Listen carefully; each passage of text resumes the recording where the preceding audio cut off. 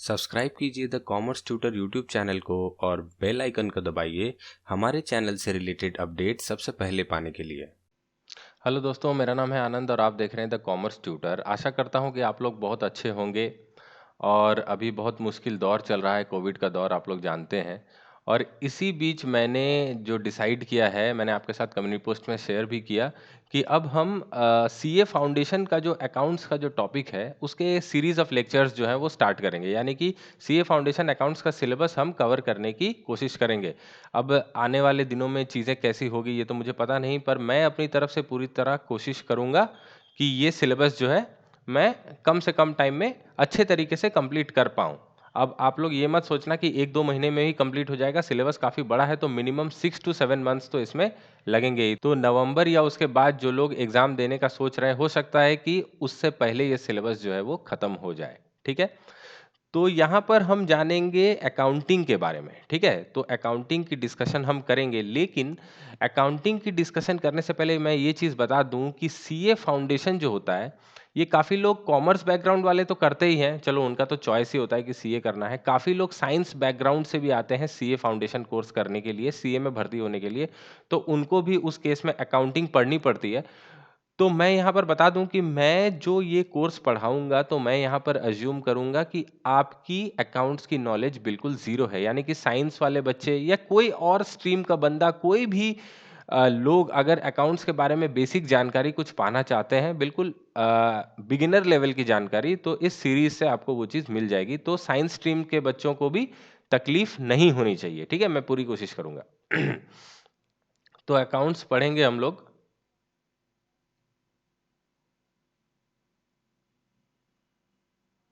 तो अकाउंट्स पढ़ने से पहले सबसे पहले जानते हैं कि अकाउंटिंग की रिक्वायरमेंट क्या है। ओके, तो अकाउंट्स हमारे लिए जरूरी क्यों है, किस लिए हम अकाउंट्स बनाते हैं। अब अकाउंट्स का मतलब तो आपको थोड़ा थोड़ा मोटा मोटा पता होगा कि अकाउंट्स का मतलब होता है हिसाब किताब रखना। अब देखो, कोई भी बिजनेसमैन हो या कोई भी बंदा हो, उसका दिमाग जो है ना, ह्यूमन ब्रेन, वो इतना केपेबल नहीं है, ह्यूमन ब्रेन की इतनी क्षमता नहीं है कि वो सारे ट्रांजैक्शंस जो उसके साथ हो रहे हैं वो उनको याद रख पाए। ठीक है, आप भी जानते हैं, मैं भी जानता हूं कि हमको अगर आप पूछो कि आज हमने क्या खर्च किया, कहां से कितने पैसे मिले, तो हो सकता है कि हम बता देंगे याद करके। कल का पूछोगे तो कल का भी बता देंगे। लेकिन आप एक वीक पहले का पूछ लो, एक महीने पहले किसी डेट का पूछ लो कि सर आपने कितना पैसा खर्च किया था, तो ये मेरे लिए, आपके लिए, हर किसी के लिए बता पाना जो है ना, पॉसिबल नहीं हो पाता है, क्योंकि ह्यूमन से हम लोग, हमारा ब्रेन जो है इतना याद नहीं रख पाता है।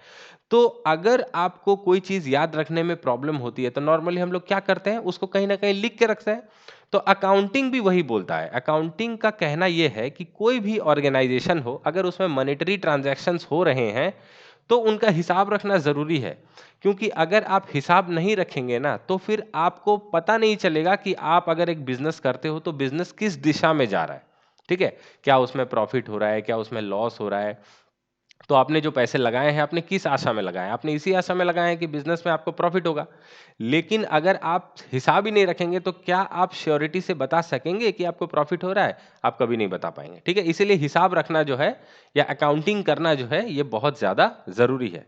पुराने दिनों में भी आपने देखा होगा कि लोगों के पास, सेठ लोग जो होते थे, उनके पास अपने मुनीम हुआ करते थे जो उनकी चीजों का हिसाब रखते थे। तो मुनीम और कुछ कोई नहीं बल्कि अकाउंटेंट ही होता था। ठीक है। तो देखो, सबसे पहली ज़रूरत क्या है अकाउंटिंग की? सबसे पहली बात तो ह्यूमन ब्रेन जो है वो सारी चीज़ों को याद नहीं रख सकता। दूसरा है कि बिज़नेस में इतने सारे ट्रांज़ैक्शंस होते हैं। आप देख लो, ये एक दुकानदार जो है, इसका मैं एग्ज़ाम्पल लेता हूँ। ये दुकानदार है, इसकी दुकान देख लो।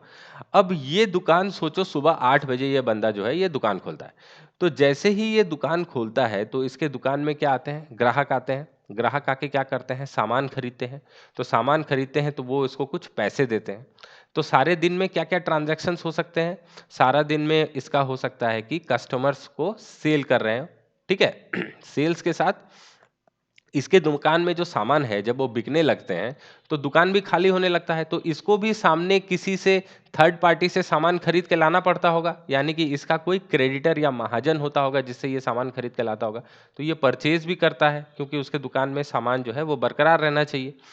उसके साथ कोई कस्टमर उधारी पे सामान लेके जाता है तो उसकी भी रिकॉर्डिंग करनी है कि किस किस को हमने उधार दे रखा है।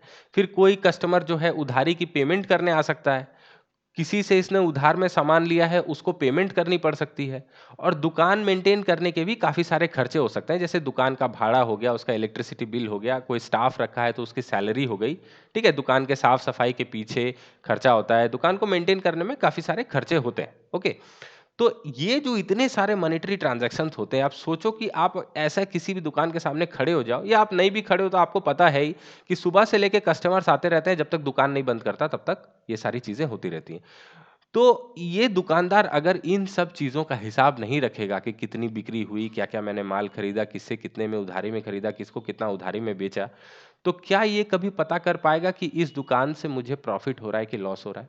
पता नहीं कर पाएगा। तो ये बेचारा ये कैसे जानेगा कि मैंने जो इतने पैसे इन्वेस्ट करके ये दुकान खोली है, कहीं ये मेरा जो इन्वेस्टेड मनी है, इसको खत्म तो नहीं हो रहा है अंदर-अंदर? कहीं लॉस से मेरा जो पूँजी मैंने लगाई है, कहीं वो खत्म तो नहीं हो रहा है? कि पूँजी बढ़ रहा है कि नहीं बढ़ रहा है? या बढ़ भी रहा है तो कितना अमाउंट से बढ़ रहा है एग्ज़ैक्टली?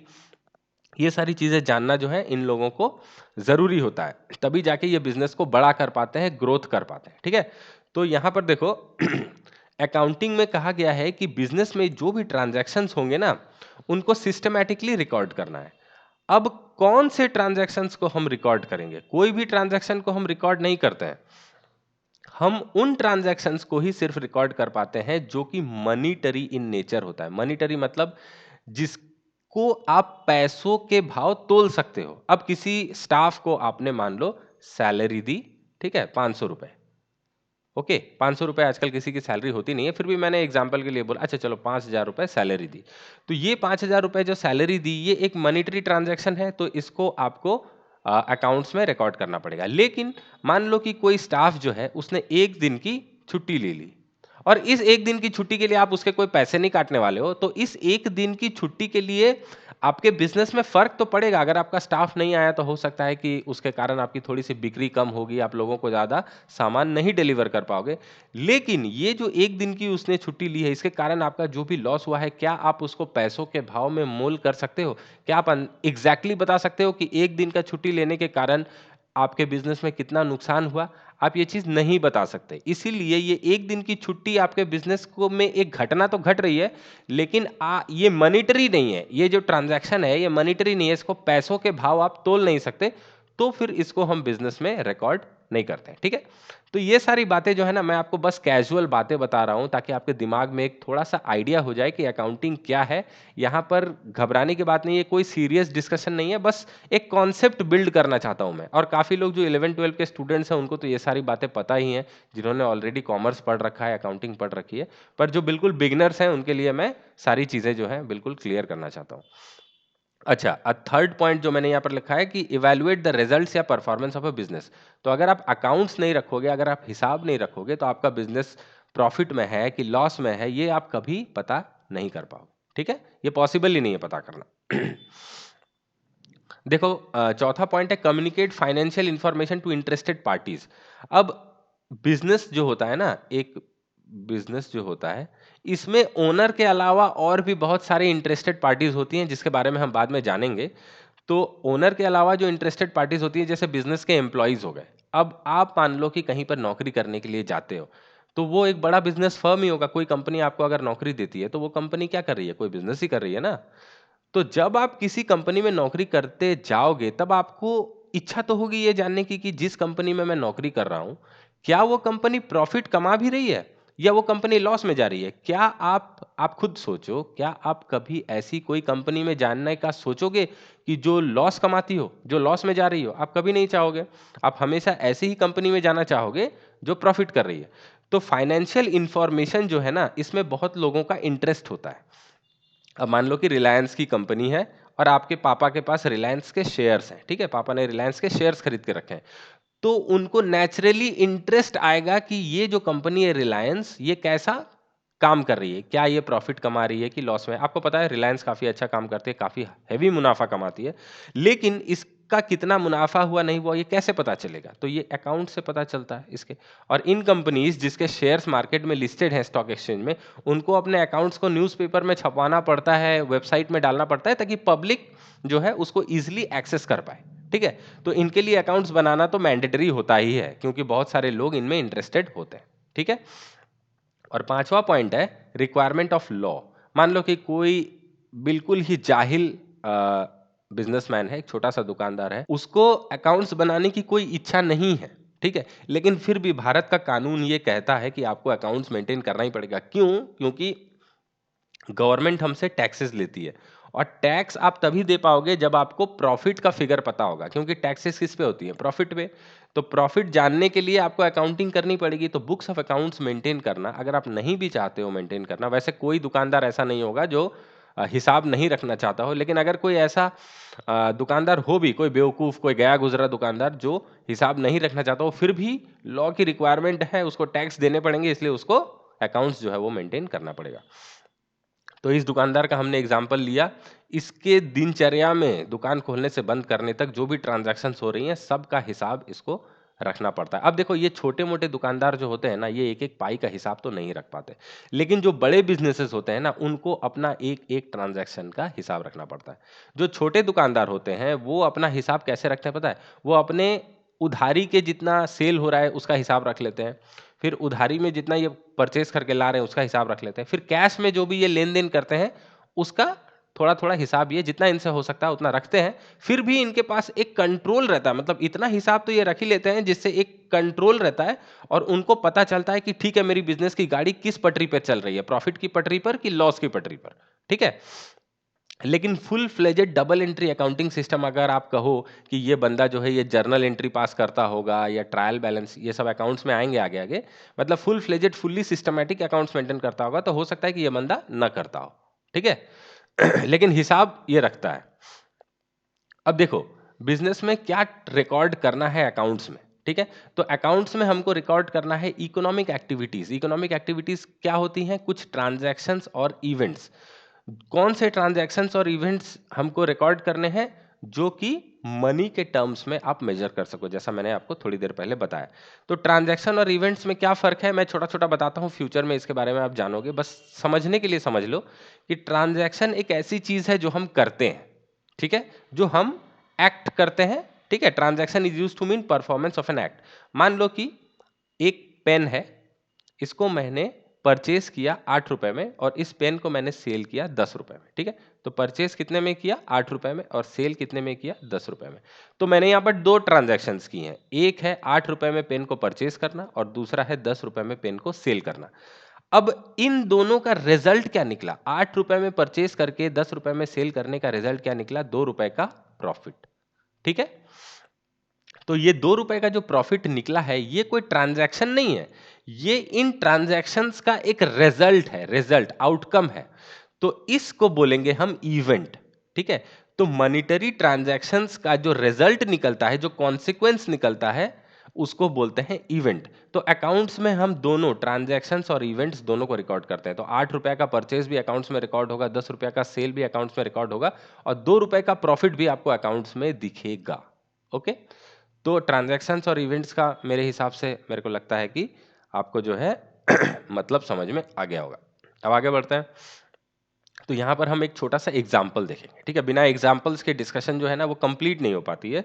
तो एक छोटा सा एग्जाम्पल देखते हैं। देखो, एक इंडिविजुअल है, एक बंदा है, उसने एक स्टेशनरी का बिजनेस स्टार्ट किया। ओके, स्टेशनरी का बिजनेस स्टार्ट किया, मान लो वही दुकानदार जिसका फोटो मैंने आपको दिखाया।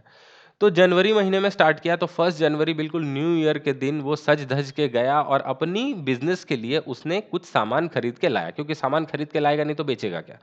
तो परचेस करके लाया कुछ गुड्स, कितने के? 1,15,000 के गुड्स परचेस करके ले आया, और इन गुड्स को उसने पूरे जनवरी के महीने में बेचा। तो कितने का सेल हुआ? टोटल इसने जो सेल किया उसने हिसाब रखा, तो देखा कि 1,47,000 का टोटल उसका सेल हुआ। ठीक है, जनवरी के महीने में उसने जितना भी बिजनेस किया उसका ये परचेज और सेल का फिगर है। और साथ साथ उसने क्या किया, जनवरी के महीने में जो दुकान में उसने ये परचेज और सेल किया, वो दुकान उसने रेंट पे ले रखी थी, तो रेंट के 5,000 रुपए उसने पे किए। ओके, तो रेंट पे किया 5,000 रुपए। अब वो 31 जनवरी को देख रहा है कि उसके पास इन 1,15,000 के गुड्स में से अभी भी 15,000 के गुड्स जो हैं वो बचे हुए हैं। यानी कि ये जो 1,47,000 में इसने गुड्स बेचे हैं ना, ये पूरे गुड्स नहीं है, पूरे गुड्स में से 15,000 के गुड्स तो बचे ही हुए हैं, अभी मेरे पास हैं, अभी तक बिके नहीं है। यहां में से मतलब 1 लाख के गुड्स जो हैं वो बिके थे, ठीक है। अब ये जो इंडिविजुअल है इसने एक इकोनॉमिक एक्टिविटी परफॉर्म की, अब इसका रिजल्ट निकालते हैं कि इसको सरप्लस हुआ कि डेफिसिट हुआ। ओके, तो देखो गुड्स जो है इसने 1,47,000 का सेल किया। ओके, तो 1,47,000 का इसके पास कैश आ गया। गुड्स सेल किया तो क्या आ गया? कैश आ गया।